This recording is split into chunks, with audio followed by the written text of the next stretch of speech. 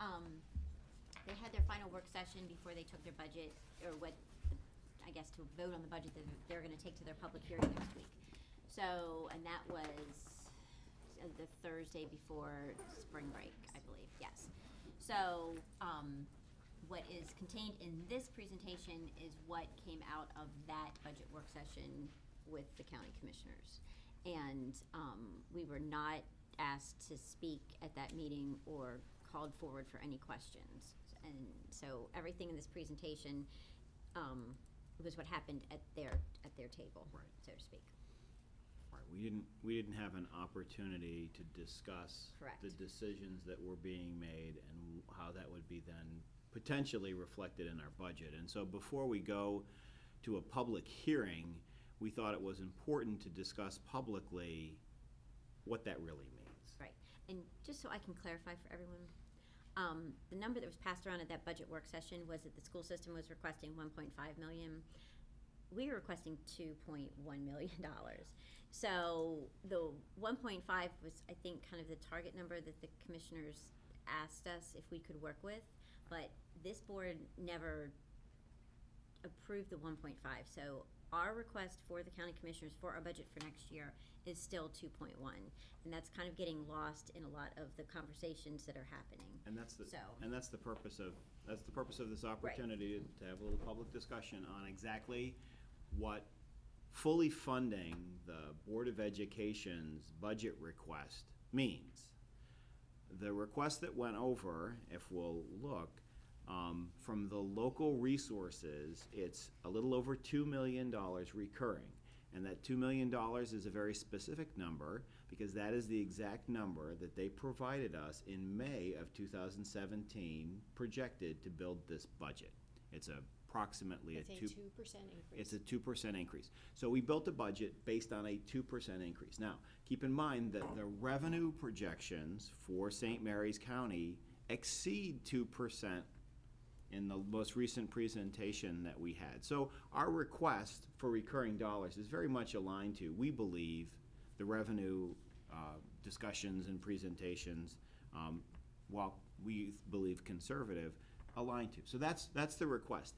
We also requested another $1.9 million to be utilized from fund balance that the commissioners hold.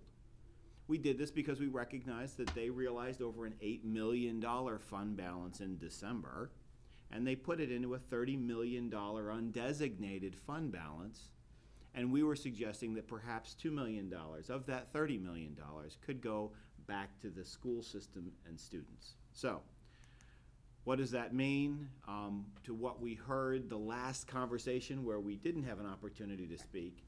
But what's proposed from the county, the commissioners of St. Mary's County, is $1.3 million worth of funding for 2019. There's been no discussion of the $1.9 million one-time fund balance dollars. And it is not included in their proposed budget. It is not included in their proposed budget. So we're actually about $3 million towards our total request. But let's be very specific about what that means. What isn't in that budget? So all of the non-recurring items that we requested in that budget are no longer there. That includes a technology refresh. We talked this morning about mobile technologies and how wonderful that would all be. Technology is built upon investment in technology. So our request to them had a technology refresh built into it. It also included the next round of textbook adoption, I believe specifically social studies, Yes. continuation of purchasing of classroom furniture, because as we had discussed, we have classroom furniture that's 25 to 30 years old, and it does need to be replaced, as well as replacement vehicles. So that was $1.9 million worth of requests for non-recurring dollars, we assume to be pulled out of whatever fund balance they may recognize this year, or their existing $30 million undesignated fund balance for which they have. Now that's a portion of a larger fund balance. That is just $30 million that has no applied purpose. Also included in this, if we are $1.1 million less than we requested, there will be no JROTC instructor, no 2 additional guidance counselors.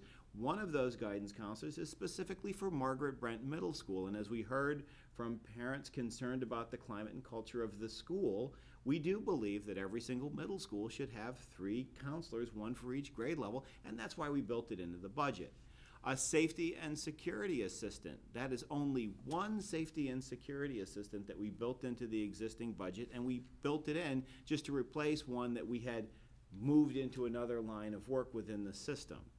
3 building service workers to take care of all the property that we have, the increased square footage that we have had over our the adoption of and standing up of Captain Walter Francis Duke. We did not add additional positions to actually maintain the facility.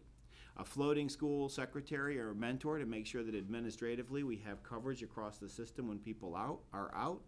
A human resources and workforce diversity person to come in to make sure that we are drawing diverse staff, appropriate staff, committed staff down to St. Mary's County to work. And one of the things that we're challenged with this year is with an increasing economy and an improving economy, people leave education and they go seek employment in other fields.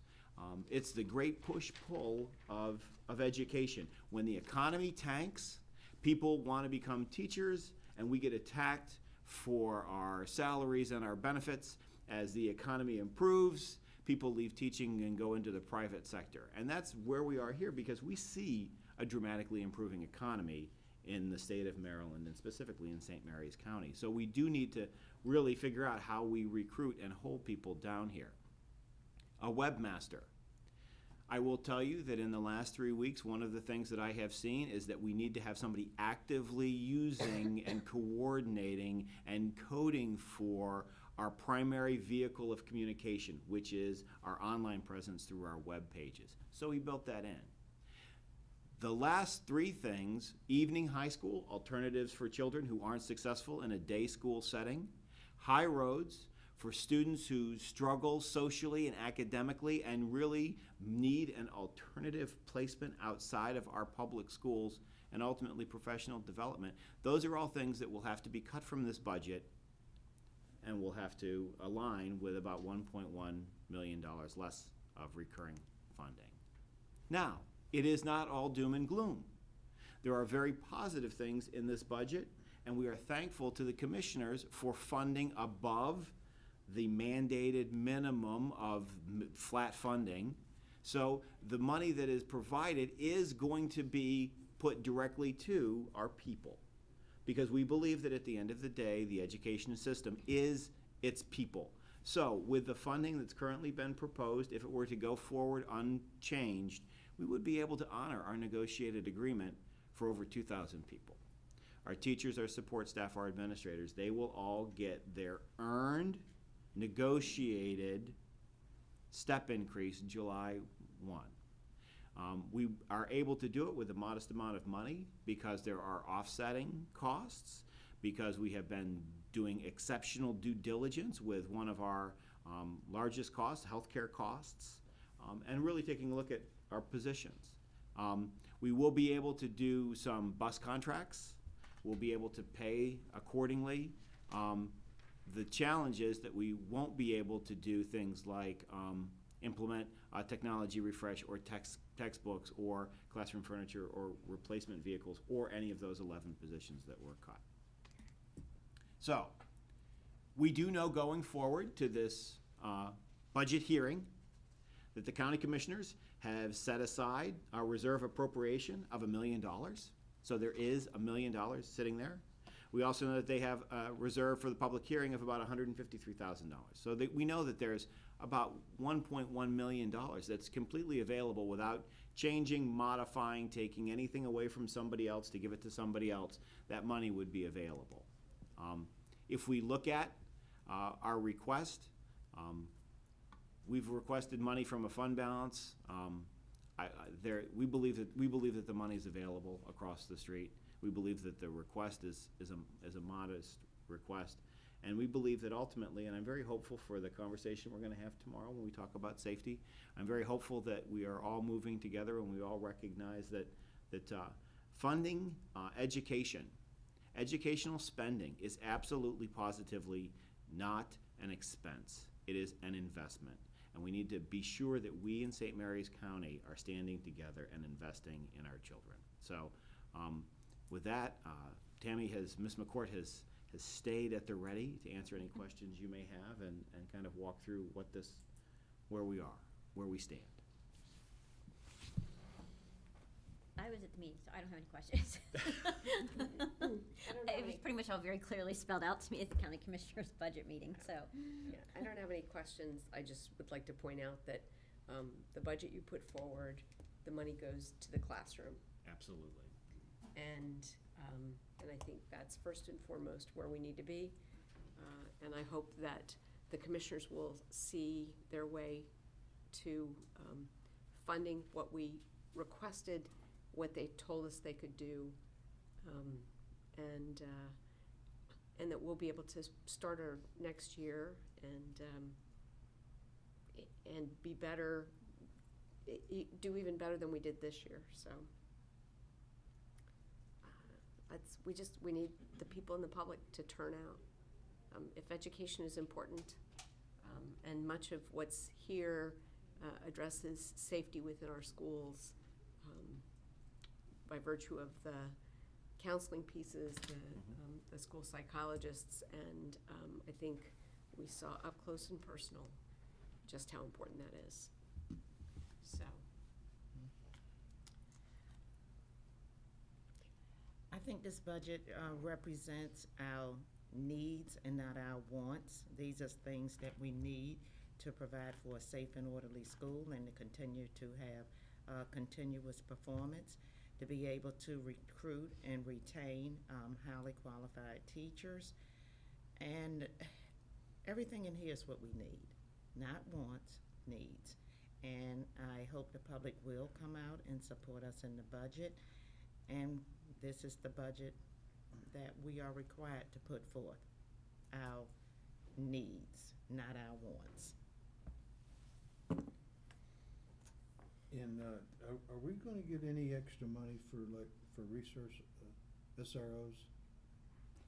The resource, The the SROs come out of the sheriff's department. Right. I thought that,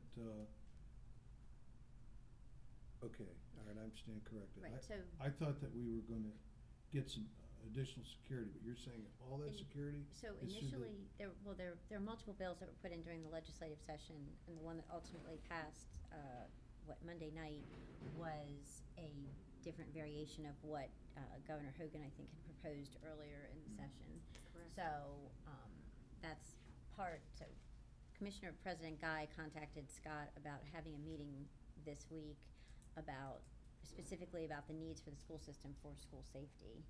So now that we know what the legislation is and whether or not, I think there's only $10 million attached to the bill that was actually passed, and I'm sure it will be competitive. Priority is going to go to those schools that don't have the security structure and makeup that we do. So that's all going to be part of our discussion tomorrow with the sheriff and with Dr. Bridget and Scott, myself, and Commissioner Guy. So. It just seems to me, from what Dr. Smith just mentioned, that there seems to be some money available from the county commissioners on a fund balance, $30 million fund balance, notwithstanding any legislation from Annapolis. Is it possible we could, in your meeting here, to ask for additional money based on, for security, for whether it's hardening the schools or adding more school psychologists? Is there any room here where we can get additional funds from the county, not from the state?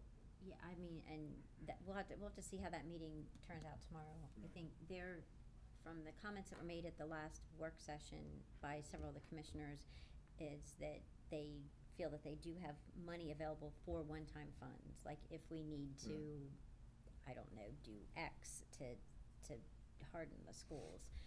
But as far as any type of personnel additions, that would have to come in the form of recurring funds. Right. So that'll all be part of the conversation tomorrow. Okay. And what this bill has offered up is grant funding, and grant funding goes away. Right. So, if you go onto the MABE website and pull up the Education Advocate, there's a box on the 4th page that specifically spells out school safety and security funding overview, and it tells you what money was allocated in this budget and in the state budget, and how that can be used. Right, so this impact slide is our budget that we proposed for the next fiscal year.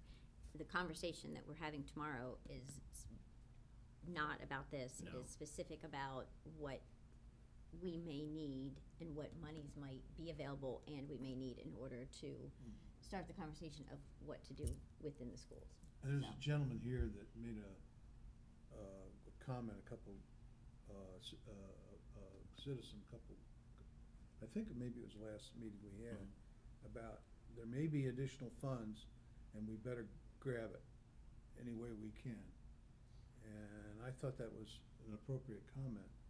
So, based on what's happened in Great Mills, it seems to me we ought to take whatever initiative we need to take to get necessary funds to protect the kids in our schools. I mean, we have a responsibility, which we all know about. The school systems, as soon as they pick the children up from the bus in the morning until they're returned at home, they're in our domain. And every parent should not have to worry about the safety of their children. And, I personally feel we gotta do everything we can to get whatever funding, whether it's next year or now, to make sure that we don't have another issue like we had in Great Mills. That's all I have to say. Okay. All right, with that, if no one has any more questions, we'll, I'm sure we'll have some type of, I'll send an email around tomorrow about how our meeting went, just so Thank you you. guys are all up to date. Appreciate it. All right, if there's nothing else, then we are truly done. 12:09.